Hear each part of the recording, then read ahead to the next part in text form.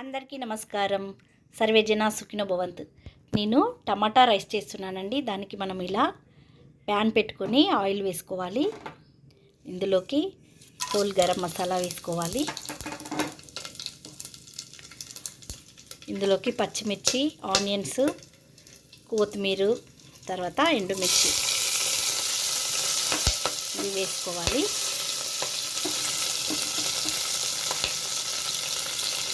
కాస్త అల్లం వెల్లుల్లి పేస్ట్, పసుపు కొంచెమే వేసుకోవాలి.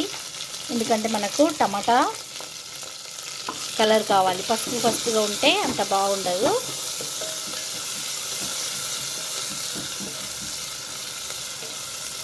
ఇవి కాస్త వేగనివ్వాలి. చూడండి, ఆనియన్స్ మంచిగా బ్రౌన్ కలర్ వచ్చినాయి. మనం ఇందులోకి టమాటా ముక్కలు వేసుకోవాలి. ఒక చిన్నవి మీడియం సైజ్ టమాటాలు 3 వేసుకున్నాను. చిన్నగా కట్ చేసుకోవాలి. ఇవి ఇప్పుడు కాస్త మగ్గే వరకు మూత పెట్టేసుకోవాలి. చూడండి, టమాటాలు మంచిగా ఉడికిపోయినాయి. ఇప్పుడు ఇందులోకి మనము రుచికి సరిపడా సాల్ట్ వేసుకోవాలి. పచ్చిమిర్చి వేసాము కాబట్టి కారం పొడి 1/2 టీ స్పూన్ వేసాను. కొంచెం గరం మసాలా, కొంచెం ధనియా పొడి.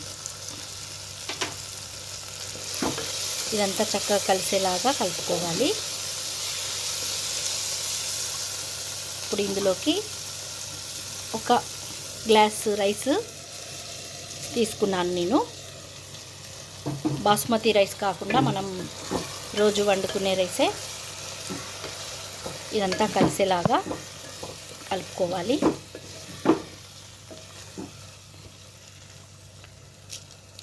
ఇప్పుడు ఇందులోకి 1 గ్లాస్కి 2 గ్లాసెస్ వాటర్ పోసుకోవాలి.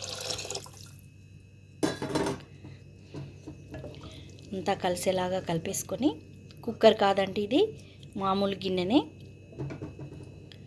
కొంచెం స్టవ్ మీడియం ఫ్లేమ్లో పెట్టేసుకొని మరిగిన తర్వాత మనం మళ్ళీ సిమ్లో చేసుకొని రైస్ ఉడకనివ్వాలి.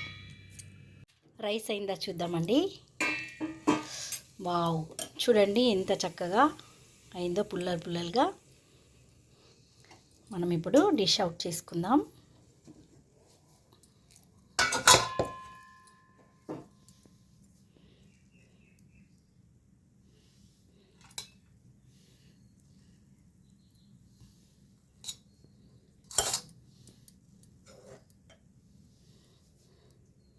చూడండి ఎంత వేడిగా ఉందో.